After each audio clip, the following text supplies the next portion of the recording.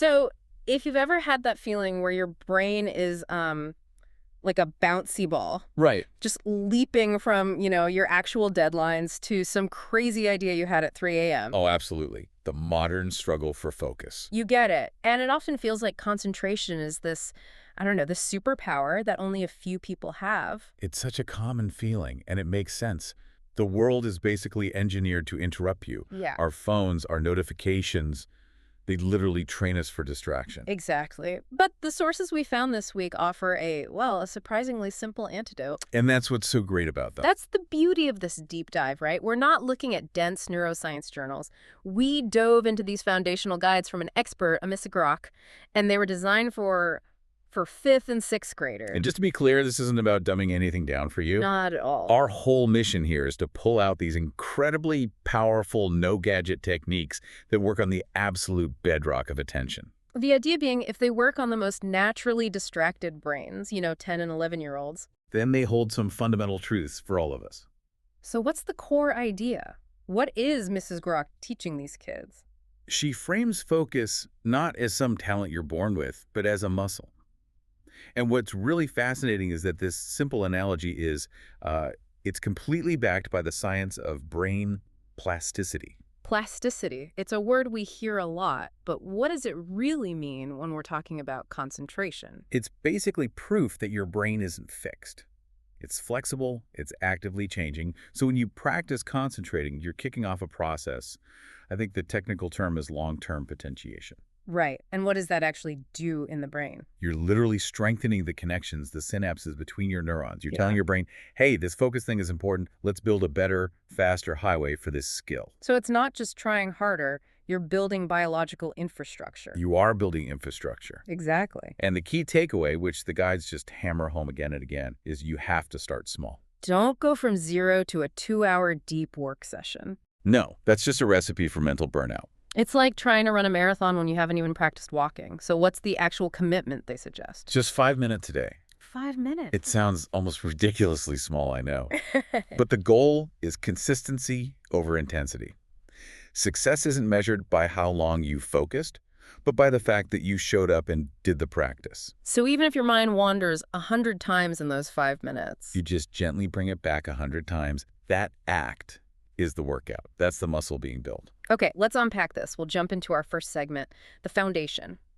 So before we even get to the fun brain games, we have to talk about why this matters beyond just, finishing a spreadsheet or, as the sources say, making a test feel like a breeze. Right. Why should a busy adult care about techniques for kids? Yeah. Because that efficiency is something we lose as adults. There's this concept called attention residue. Attention residue? Yeah. So when you switch tasks, say from a report to checking your email, a little piece of your brain's processing power stays stuck on the report. These focus fundamentals help you make clean mental breaks, better transitions. So less mental energy gets wasted on the tasks you just left behind. And the guides mention it's a life skill, right? It's not just for work. It improves things like art or sports Or or... just listening. Yeah. Being actually present with your friends and family. It's about engagement with your whole life. Okay, so to get there, the sources lay out these crucial setup steps for what they call the focus zone. And this is so important, setting the stage. And I know people are thinking, I know how to set up a desk, but Ms. Grock's guide reminds us of things we forget. Let's start with the physical. Okay, so first, find a quiet spot. Obvious, but crucial. Then, the body. You have to sit up straight. No, slouching like a sleepy sloth. And that's not just your parents nagging you. There's a real physiological reason for that, isn't there? A huge one. Good posture physically opens up your chest and neck, and that optimizes blood flow to the brain. When you slouch, you're literally restricting the oxygen and nutrients that your prefrontal cortex, your focus center, desperately needs. It's about fuel delivery. So sitting up straight is basically giving your brain a better chance to perform. What about the deep breath they mention right before you start? That's your mental start button. It activates your parasympathetic nervous system. That's the rest and digest system. It's a biological signal that you're committing to the task. And then there's routine and fuel. I mean, we all know we need water and a snack, but what's the specific risk if we skip that? Well, the routine part is about building a habit. Do it at the same time every day, like brushing your teeth, and it becomes automatic. As for fuel, the risk is immediate.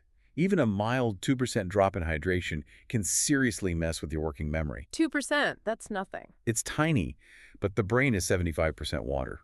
So yeah, Miss Grok is right to keep it simple. You need stable energy. Deuce the sugar and grab some nuts, an apple, and definitely some water. It's foundational, not patronizing, just foundational.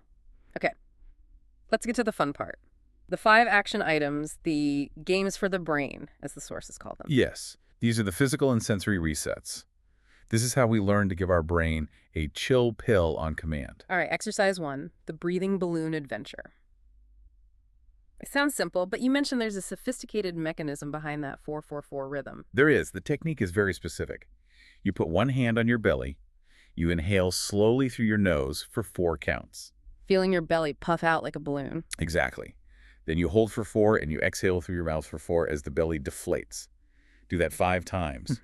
The magic is the pacing and that hand-on-belly connection. Why the belly? Because most of us, when we're stressed, we breathe from the chest. It's shallow. Deep belly breathing directly stimulates the vagus nerve, which basically tells your entire system to calm down. You're hijacking the stress response. So you're training your brain to ignore all those internal distractions, the worries, the to-do lists, and just lock onto one single thing, the breath. That is the core skill of all concentration. And yeah, the fun tip is to imagine you're a hot air balloon pilot floating over candy mountains. It just makes it less of a chore. Keeps you engaged. Okay, on to exercise 2, the super sound detective game. This one seems to target external distractions. Which for a lot of us in busy offices or homes, that's the real killer. The instructions are simple. Close your eyes, pick one sound, a clock ticking, your own heartbeat, and just focus on it for 1 minute. How is that different from just trying to ignore sounds? That's a great question. Ignoring is exhausting. It takes a ton of mental energy to just block things out. This exercise builds what they call auditory attention. Selective hearing. Exactly. Yeah. You're not building a wall, you're training a spotlight. You choose what to focus on and you let everything else fade into the background. I can totally see the application. Moving from focusing on a clock to focusing on a client's voice in a loud cafe. That's it. It's sharpening your ability to deploy that filter whenever you need it. And now for the third one, the freeze frame statue challenge. This really sounds like a kid's game. It is, but it is pure impulse control training. How does it work? You pick a pose, a superhero, a wacky flamingo, whatever, and you just stand or sit perfectly still. Start with 30 seconds. Try to build up to 2 minutes. No moving, no scratching, no giggling. I feel like even 30 seconds of that would be revealing. It would show you just how much you fidget. It directly challenges those fidgety impulses. Your body wants to move to escape the stillness. By holding the pose, you're training your brain to be in charge of your body. It's self-mastery. And that translates directly into not reaching for your phone the second a meeting gets a little slow. Absolutely. The sources suggest playing with others. First one to move has to do a silly dance. That little bit of social pressure helps build the skill. Makes sense. Okay, let's shift gears a bit. We're moving into segment 3, the more cognitive exercises. These are the real mental workouts. Yeah, these are designed to strengthen your working memory. We'll start with exercise 4, the backward counting quest. This one sounds tough. It is. It's pure concentration power because the mental load is high. You start at 100 and you count backward by 3s. So 100, 97, 94. 0.9188. You go as far as you can without a mistake for 1 minute. You can't let your mind wander at all. If you lose your place, the whole thing just falls apart. Exactly. It's a workout for cognitive endurance. Exactly. And it's so powerful because most of what we do is automatic, right? Driving, reading.